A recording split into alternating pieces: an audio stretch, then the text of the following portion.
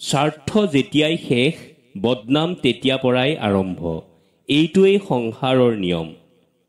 আপুনি যেতিয়ালৈকে কাৰোবাক দি থাকিব পাৰিব, তেতিয়ালৈকেহে ভালে থাকিব পাৰিব। দিয়াও শেষ, ভালপোৱাও শেষ। এটা কথা কি জানে? সম্পৰ্ক মমৰ দৰে হোৱা উচিত নহয়। যি আনক জুই লগালে নিজেই ক্ষয় যায়। তাৰ পৰিৱৰ্তে প্ৰকৃত সম্পৰ্ক ইটাৰ দৰে হোৱা উচিত, যাতে কোনোবাই জুই লগালে আৰু শক্তিশালী হয়। কথাতে আছে, নৰম মাটি মেকুৰীয়েও আঙুলিৰে আঁচুৰি ভাল পায়। ঠিক তেনেকৈ আপুনি যিমান নৰম হ'ব, আনৰ আঘাতত সিমানেই ক্ষত বিক্ষত হ'ব। শুনক, পকেট ভাৰী কৰি ধনী হোৱাৰ আগতে পকেটৰ তলত থকা হৃদয়খনক ধনী কৰক। আপোনাৰ টকা যদি মানৱ কল্যাণৰ বাবে খৰচ নহয়, তেন্তে সেইটো মূল্যহীন কাগজৰ বাদে একো নহয়। কিছু মানুহে নিজক লৈ অহংকাৰ কৰে, নিজকে ডাঙৰ ভাবে, কিন্তু সিহঁতে নাজানে ফুলৰ সৌৰভ আৰু মানুহৰ গৌৰৱ বেছিদিন নাথাকে। কথাতে কোৱা হয়, সংসাৰ সুখৰ হয় ৰমণীয় গুণে, আৰু অনেকে কয় সংসাৰ সুখৰ হয় মোটা উপাৰ্জনে। কিন্তু মই কৈছোঁ, সংসাৰ সুখৰ হয় এজনৰ আনজনৰ ওপৰত শ্ৰদ্ধা, বিশ্বাস আৰু ভালপোৱাৰ বাবে। এটা অতি দৰকাৰী কথা, সন্তানক লালন পালন কৰা কোনো সাধনাতকৈও কিন্তু কম নহয়। আৰু মা দেউতাক সেৱা কৰা ভগৱানক সেৱা কৰাতকৈও কম নহয়। নিমখ নিদিলে যেনেকৈ তৰকাৰী সোৱাদ পোৱা নাযায়, তেনেকৈ জীৱনত দুখ নাথাকিলে সুখ মানে কি বুজা নাযায়। যিজনে নিজে পানীৰে গা তিয়াই, সেইজনে কাপোৰ বদলায়, আৰু যিজনে নিজকে ঘামেৰে গা তিয়াই, তেওঁ ভাগ্য বদলায়। আৰু যিয়ে নিজকে তেজেৰে ৰাঙলি কৰে, তেওঁ ইতিহাস বদলায়। দেউতাৰ হোটেলৰ দাম বুজিবলৈ চেষ্টা কৰিবা। যিসকল সন্তানে দেউতাৰ শাসনত কষ্ট পোৱা, সেইসকলক কৈছোঁ, এবাৰ সেই হোটেলৰ পৰা বাহিৰ হোৱা, তেতিয়া বুজিবা এমুঠি ভাতৰ বাবে কিমান কষ্ট কৰিব লগা হয়। মা দেউতা থাকোঁতে তেওঁলোকক উপযুক্ত সন্মান আৰু শ্ৰদ্ধা কৰা। তেওঁলোক হেৰাই গ'লে বুজিবা মা দেউতাৰ দৰে পৃথিৱীত আৰু কোনো নাই। কথাটো তিতা যদিও সত্য। কাৰোবাক প্ৰয়োজনতকৈ বেছি দাম দিলে বহুত যত্ন সহকাৰে অৱহেলা কৰিবলৈ আৰম্ভ কৰে। আগতে মানুহে মিছা কথা ক'বলৈ ভয় কৰিছিল পাপ হ'ব বুলি। এতিয়া মানুহে সঁচা কথা ক'বলৈ ভয় কৰে বিপদ হ'ব বুলি। সকলোকে কোৱা শুনিছোঁ, পৃথিৱী বদলি হৈ গৈছে। কিন্তু কি বদলিছে? গছে আগতেও ছাঁ ফুল ফল দিছিল, এতিয়াও দিয়ে। আগতেও সাগৰৰ বুকুত জোৱাৰ উঠিছিল, এতিয়াও উঠে। সূৰ্য আগতেও পূব দিশত উদয় হৈছিল আৰু পশ্চিমত অস্ত গৈছিল, এতিয়াও সেইটো হয়। আচলতে পৃথিৱীখন বদলি হোৱা নাই, বদলি হৈছে মানুহ আৰু মানুহৰ মানসিকতা। পৃথিৱী আগৰ দৰেই আছে। শক্তিশালী সেইজন ব্যক্তি নহয় যিজনে কুস্তিত খুব যুঁজিব পাৰে। শক্তিশালী সেইজনহে যি নিজৰ খং নিয়ন্ত্ৰণত ৰাখিব পাৰে। বিশ্বাস ভাঙিবলৈ নহয়, গঢ়িবলৈ শিকা। কথা দিবলৈ নহয়, ৰাখিবলৈ শিকা। কাৰো জীৱনত আন্ধাৰ নহয়, পোহৰ দিবলৈ শিকা। কাৰো লগত মিছাৰে নহয়, সঁচাৰে জীৱন গঢ়িবলৈ শিকা।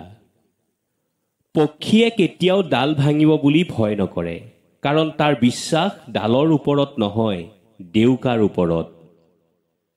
সেয়ে জীৱনত চলিবলৈ হ'লে সদায় নিজৰ ওপৰত বিশ্বাস কৰক, আনৰ ওপৰত নহয়। পৃথিৱীৰ সকলোতকৈ ডাঙৰ তৃষ্ণা হ'ল টকা, যিয়ে বহুত সম্পৰ্ক বিচ্ছিন্ন কৰি দিয়ে। ভাল মানুহৰ আদৰ নাই, সৎ মানুহৰ মূল্য নাই, সৰল মানুহৰ ৰেহাই নাই, বিবেকবান মানুহৰ শান্তি নাই। ভিক্ষা দিব নোৱাৰিলেও বেয়া ব্যৱহাৰ নকৰিব, সাহায্য কৰিব নোৱাৰিলেও নিৰাশ নকৰিব, উপকাৰ কৰিব নোৱাৰিলেও ক্ষতি নকৰিব, ভাল পাব নোৱাৰিলেও ঘৃণা নকৰিব। অস্ত যোৱা সূৰ্যটোক পাবলৈ 12 ঘণ্টা সময় লাগে, কিন্তু হেৰাই যোৱা বিশ্বাস গোটেই জীৱন অপেক্ষা কৰিলেও ফিৰাই পোৱা নাযায়। সময় আৰু সম্পৰ্ক আমাৰ জীৱনৰ সকলোতকৈ মূল্যৱান বস্তু। সময় তাক দিয়ক যিয়ে সময়ৰ মূল্য বুজে, আৰু সম্পৰ্ক তাৰ লগত কৰক যিয়ে আপোনাৰ গুৰুত্ব বুজে। আমাৰ জীৱনৰ 3টা অৱস্থা। 1. ছাত্ৰ জীৱন। সময় আছে, বন্ধু আছে, কিন্তু টকা নাই। 2. কৰ্মজীৱন। বন্ধু আছে, টকা আছে, কিন্তু সময় নাই। 3. বৃদ্ধ জীৱন। সময় আছে, টকা আছে, কিন্তু বন্ধু নাই। সকলো ছোৱালীয়ে হয়তো স্বামীৰ ওচৰত ৰাণী হৈ থাকিব নোৱাৰে, কিন্তু প্ৰতিজনী ছোৱালীয়ে দেউতাকৰ ওচৰত ৰাজকন্যা হৈ থাকে। এটা কথা কি জানে? অসৎ সংগত থকাতকৈ অকলে থকাই ভাল। দলং আৰু দেৱাল একে উপাদানেৰে তৈয়াৰী, কিন্তু দলঙে মানুহক সংযুক্ত কৰে আৰু দেৱালে মানুহক ভাগ ভাগ কৰে। যিয়ে আপোনাক আঘাত কৰে তাক পাহৰি যাওক, কিন্তু সেই আঘাতৰ পৰা যি শিক্ষা পালে সেইটো কেতিয়াও নাপাহৰিব। যদি আপুনি কাৰোবাৰ লগত আজীৱন বন্ধুত্ব বনাব বিচাৰে, তেন্তে নিজৰ মনৰ মাজত এটা কবৰ খন্দা আৰম্ভ কৰক, যাতে তাত তাৰ দুখবিলাক পুতি থব পাৰে। ভালপোৱা সৃষ্টি হয় ভাল লগাৰ পৰা, সপোন সৃষ্টি হয় কল্পনাৰ পৰা, অনুভৱ সৃষ্টি হয় অনুভূতিৰ পৰা, আৰু বন্ধুত্ব সৃষ্টি হয় মনৰ গভীৰতাৰ পৰা। জীৱনত যদি বহুত আঘাত পালে, তাৰ সকলোতকৈ ডাঙৰ প্ৰতিশোধটো হ'ল যিয়ে আঘাত দিছে তাৰ ওচৰত কোনো দিন নোযোৱাটো। মা দেউতাৰ পৰা আমাৰ এই শৰীৰ সৃষ্টি, সেই সকলো কষ্ট সহ্য কৰি হ'লেও মা দেউতাৰ যত্ন লোৱা উচিত। এই পৃথিৱীত সকলো ধৰণৰ অপৰাধৰ বিচাৰ হয়, কেৱল মন ভঙা অপৰাধৰ বিচাৰ নহয়, কাৰণ ইমান ডাঙৰ বিচাৰ কৰাৰ ক্ষমতা মানুহৰ নাই। জীৱনত পত্নীক কেতিয়াও অৱহেলা নকৰিব, কিয়নো মনত ৰাখিব তোমাৰ মুখত হাঁহি বিৰিঙাবৰ বাবে নিজৰ মাক দেউতাক আৰু জন্ম ঘৰখন ত্যাগ কৰি তোমাৰ ওচৰত আহিছে। এটা আখৰে সৃষ্টি শব্দ হ'ল মা, 2টা আখৰেৰে সৃষ্টি শব্দ পিতা, 3টা আখৰেৰে সৃষ্টি শব্দ হ'ল বিবেক, আৰু 4টা আখৰেৰে সৃষ্টি শব্দ হ'ল ভালপোৱা। সদায় এইকেইটা ঠিকে ৰাখিব। স্বাৰ্থ যেতিয়াই শেষ, বদনাম তেতিয়া পৰাই আৰম্ভ। এইটোৱে সংসাৰৰ নিয়ম। যিয়ে কাঁচৰ গিলাচ ভাঙে তাৰ হাত নাকাটে, যিয়ে সেইবোৰ পেলাবলৈ যায় তাৰহে হাত কাটে। মধ্যবিত্ত জীৱন হ'ল কিছু চাহিদা, কিছু অপাপ্তি, কিছু ত্যাগ আৰু অনেক সপোন বুকুত বান্ধি জীয়াই থকা। মিছা কথা ক'বলৈ তীক্ষ্ণ বুদ্ধি আৰু প্ৰখৰ স্মৃতি শক্তিৰ প্ৰয়োজন হয়, কিন্তু সত্য কথা ক'বলৈ কেৱল সততাৰ প্ৰয়োজন। সেয়ে সঁচা কথা কৈ নিজৰ সত্তাৰ পৰিচয় দিয়ক। পৃথিৱীৰ সকলোতকৈ মিছা কথা ধৰ্মগ্ৰন্থ চুই আদালতত কোৱা হয়, আৰু বেছি সংখ্যক সত্য কথা কোৱা হয় মদ খোৱা ঠাইত হাতত মদৰ গিলাচ লৈ। যদি কোনোবাই আপোনাৰ পৰা আশা কৰে, সেইটো তেওঁৰ নিঃসহায়তা নহয়, সেইটো হৈছে তেওঁৰ আপোনাৰ সৈতে লগ হোৱাৰ এটা বিশ্বাস। কোনো জাতিয়ে নিজ নহয়, কিন্তু নিজ মানুহ প্ৰত্যেক জাতিতে আছে। সেয়ে কোনো জাতিক নাহাঁহিব আৰু হিংসা চকুৰে নাচাব। খাদ্যক আপুনি ঔষধ হিচাপে ব্যৱহাৰ কৰক, নহ'লে আপুনি ঔষধক খাদ্য হিচাপে ব্যৱহাৰ কৰিব লাগিব। জীৱনত কষ্ট পাবলৈ সদায় সাজু থাকিব, কিয় জানে? সফলতাৰ আনন্দ উপভোগ কৰিবলৈ কষ্টৰ প্ৰয়োজন। সন্মান বস্তু আজিকালি জোখত দিয়াৰ প্ৰয়োজন, কিয়নো এই যুগৰ মানুহে বেছি সন্মান পালে নিজকে ভগৱান আৰু সন্মান দিয়াজনক গৰু ছাগলী বুলি ভাবে। এই 5টা অভ্যাস নিজৰ পৰা আঁতৰাই পেলাওক। 1. আনৰ দয়া কামনা কৰা। 2. পৰিৱৰ্তনক ভয় কৰা। 3. অতীতক লৈ পৰি থকা। 4. নিজকে সৰু বুলি ভবা। আৰু 5.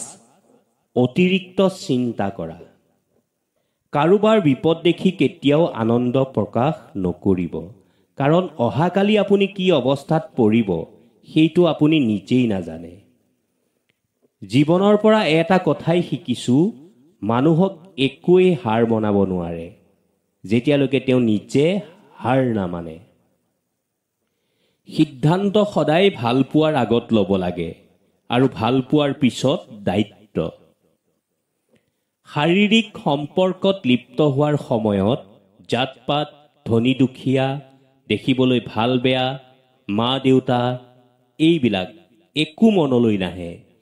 কিন্তু যেতিয়া বিয়াৰ কথা আহিব তেতিয়া তুমি অযোগ্য, আৰু মাজত তৎক্ষণাত মা দেউতাৰ কথা আহিব, আৰু তেতিয়া ক'ব মা দেউতাই নামানে। Episode close.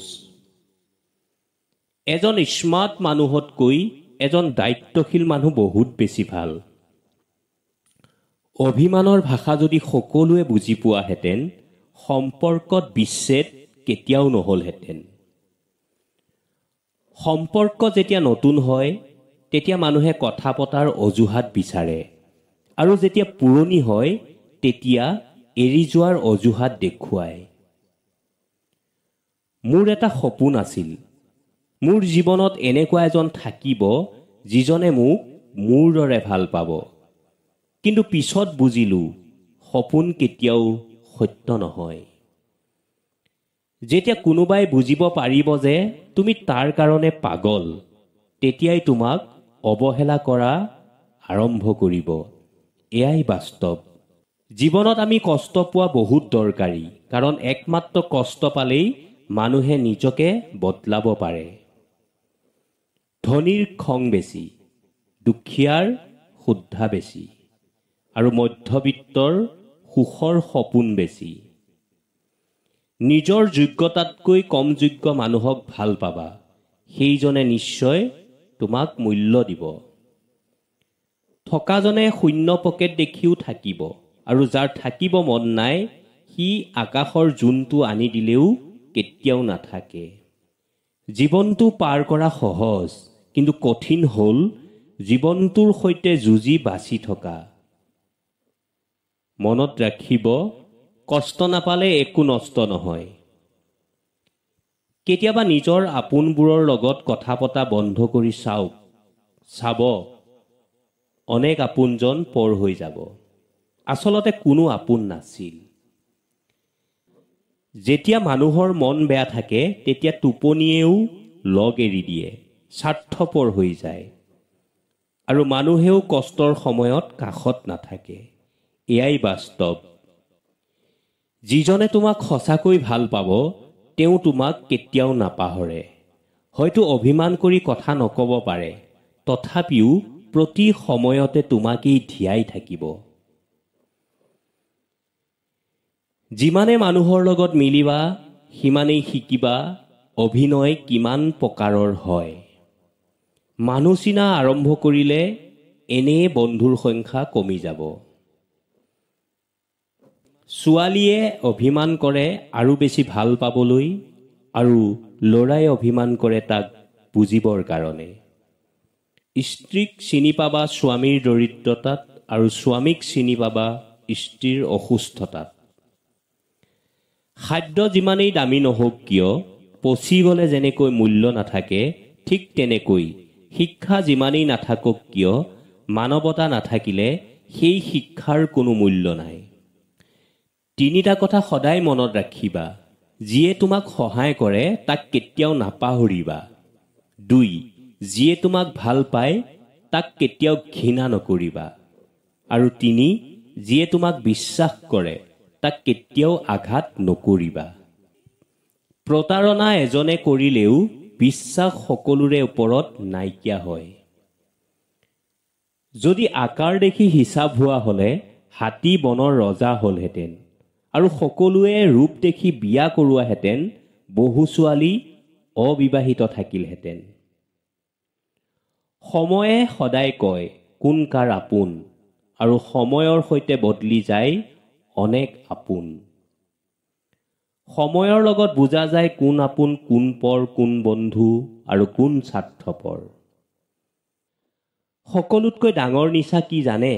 কাৰোবাৰ মায়াত আবদ্ধ হোৱাটো। মই কি সেইদিনা বুজিবা যিদিনা মোৰ দৰে দ্বিতীয়জন কাকো বিচাৰি নাপাবা। প্ৰিয়জনৰ কাৰণে নিজৰ সকলো বিসৰ্জন দিয়া নামেই হ'ল ভাল পোৱা। মই গোটেই জীৱন তোমাৰ লগত থাকিম, এইটোৱেই বৰ্তমান সময়ৰ এটা মিছা কথা। যাকে বিচৰা তাকে পোৱাটো হ'ল ভাল পোৱা, আৰু নাপাম বুলি জানিও ভাল পাই থকাটোৱেই হ'ল প্ৰকৃত ভাল পোৱা। ভদ্ৰ হ'বৰ বাবে পৰিয়ালৰ শিক্ষাই যথেষ্ট। মাজনিশা কন্দাজনেহে বুজে বিচ্ছেদৰ বেদনা কি। মানুহৰ দৰে দেখিলেই ভাল মানুহ নহয়, ভাল মানুহ হ'বলৈ এটা ভাল মনৰ দৰকাৰ। সময়ৰ লগে লগে মানুহ বদলি যায়, কিন্তু দুখ দিয়ে ভাগ্যক। কেতিয়াবা তুমি ভাবিবা এই পৃথিৱীত ইমান মানুহ থকাৰ পিছতো তোমাক কিয় ভাল পাইছো। যিদিনা ভাবিবা সেইদিনা বুজিবা উদ্দেশ্য আৰু স্বাৰ্থ অবিহনে কোনো কাৰো লগত নাথাকে। জন্মৰ সময়ত আপুনি যেতিয়া কান্দিছিল সমগ্ৰ পৃথিৱীয়ে উদযাপন কৰিছিল। সেয়ে আপোনাৰ জীৱনটো এনেদৰে জীয়াই থাকক যে আপোনাৰ মৃত্যুত সমগ্ৰ পৃথিৱীয়ে কান্দে আৰু আপুনি উদযাপন কৰে। টকা সকলোৱে উপাৰ্জন কৰে, টকাৰ লগতে আশীৰ্বাদো উপাৰ্জন কৰক, কিয়নো য'ত টকাই কাম নিদিয়ে তাত আশীৰ্বাদেই কাম কৰে। আপুনি সময় নাই বুলি নকব আৰু কব নোৱাৰে, কাৰণ মহান আৰু সফল মানুহে যিমান সময় পায় আপুনিও সেইখিনি সময়ে পায়। যেতিয়ালৈকে আপুনি আনক আপোনাৰ সমস্যা আৰু অসুবিধাৰ কাৰণ বুলি গণ্য কৰে, তেতিয়ালৈকে আপুনি আপোনাৰ সমস্যা আৰু অসুবিধাবোৰ নাইকিয়া কৰিব নোৱাৰে। যদি আপুনি আপোনাৰ ভুলবোৰ সময়মতে মানি নলয়, তেন্তে শেষত আপুনি আন এটা ভুল কৰে। সেয়ে ভুলবোৰ মানি ল'বলৈ শিকক আৰু নিজৰ ভুলৰ পৰা শিকক। নিজৰ পথ নিজেই বাছি লওক, কাৰণ আপোনাক আপোনাতকৈ ভালকৈ কোনেও নাজানে। ইচ্ছা কৰিলে আমি নিজৰ আত্মবিশ্বাস আৰু কঠোৰ পৰিশ্ৰমৰ বলত নিজৰ ভাগ্য লিখিব পাৰোঁ। আৰু যদি আমি নিজৰ ভাগ্য লিখিব নাজানো, তেন্তে পৰিস্থিতিয়ে আমাৰ ভাগ্য লিখিব। মনত ৰাখিব, মানুহৰ অহংকাৰে কেতিয়াও সত্যক গ্ৰহণ কৰিব নিদিয়ে। সেইবাবে অহংকাৰ ত্যাগ কৰা উচিত। ঘৃণাৰ দ্বাৰা ঘৃণাৰ শেষ নহয়, ঘৃণাক কেৱল প্ৰেমেৰেহে শেষ কৰিব পাৰি। জীৱনত যদি আমি ভাল কথা ভাবোঁ, তেনেহ'লে আমাৰ জীৱনত ভালেই হয়। সেইদৰে বেয়া কথা চিন্তা কৰিলে বেয়াই হয়। জীৱনত কোনোবা ভাল মানুহক ঠগোৱাটো হ'ল হীৰাৰ খনিৰ পৰা শিল বুটলি গুচি অহাৰ দৰে। পৃথিৱীত কোনো বিষ নাই যিয়ে যোগাত্মক বা পজিটিভ মানুহৰ ক্ষতি কৰিব পাৰে। আৰু পৃথিৱীত এনে কোনো অমৃত নাই যিয়ে কোনো ঋণাত্মক বা নেগেটিভ মানুহক সুস্থ কৰি তুলিব পাৰে। তুমি যদি আনৰ জীৱনত আশাৰ বন্তি জ্বলোৱা, তেনেহ'লে সেই পোহৰে তোমাৰো অহা যোৱা কৰা পথটো আলোকিত কৰিব। সঁচা কথা কৈ মনত কষ্ট দিয়া, কিন্তু মিছাকৈ সান্তনা নিদিবা। যেতিয়াই জীৱনত কিবা এটা শেষ হয় তেতিয়াই নতুন কিবা এটাৰ আৰম্ভণি হয়। জীৱনত কিবা এটা লক্ষ্য বা উদ্দেশ্যত উপনীত হোৱাতকৈ সেই লক্ষ্য উদ্দেশ্যৰে কৰা যাত্ৰা ভালদৰে সম্পূৰ্ণ কৰাটো বেছি মহত্বপূৰ্ণ। যিকোনো পৰিস্থিতিতে তিনিটা বস্তু কেতিয়াও লুকাই নাথাকে। সেইকেইটা হ'ল সূৰ্য, চন্দ্ৰ আৰু সত্য। হাজাৰ সুন্দৰ মুখতকৈ এটা দয়ালু মন বেছি সুন্দৰ। জীৱনৰ সকলো বস্তুৰ বাবে এক নিৰ্দিষ্ট সময় আছে। সেয়ে ধৈৰ্য ধৰা আৰু জীৱনৰ প্ৰতি কৃতজ্ঞ হোৱা। জীৱনত পোৱা কষ্টবোৰেই হ'ল আমাৰ বাবে শ্ৰেষ্ঠ উপহাৰ, যিবোৰৰ পৰা শিকিব পাৰোঁ। নিজকে কেতিয়াও আনৰ লগত তুলনা নকৰিবা, কাৰণ সূৰ্য আৰু চন্দ্ৰই তাৰ নিজৰ সঠিক সময়তহে পৃথিৱীক পোহৰ কৰে। যদি কাৰোবাৰ ওচৰত সম্পূৰ্ণ পৰিয়াল থাকে, ভোজনৰ বাবে পৰ্যাপ্ত খাদ্য থাকে, বাসস্থান থাকে, তেনেহ'লে সেই মানুহজন কেতিয়াও দুখীয়া নহয়। নিজৰ মন যিকোনো পৰিস্থিতিতে শান্ত ৰাখিবলৈ শিকক। কাৰোবাৰ পৰা একো আশা নকৰাকৈ প্ৰতিজন মানুহকে সমানভাৱে সহায় কৰাটো আমাৰ লক্ষ্য হোৱা উচিত। মানুহৰ জীৱনত কোনো পৰিস্থিতিৰ জৰিয়তে ভাগ্যৰ পৰিৱৰ্তন নহয়, একমাত্ৰ কঠোৰ পৰিশ্ৰমৰ দ্বাৰাহে সম্ভৱ। সকলো পৰিস্থিতিতে আমি ক্ষমতাৱান নহ'লেও সাহসেৰে নিজৰ কাম সম্পূৰ্ণ কৰিব পাৰোঁ। আনৰ ভৰসাত বহি নাথাকি নিজেই নিজৰ পোহৰৰ সন্ধান কৰাটোহে ভাল।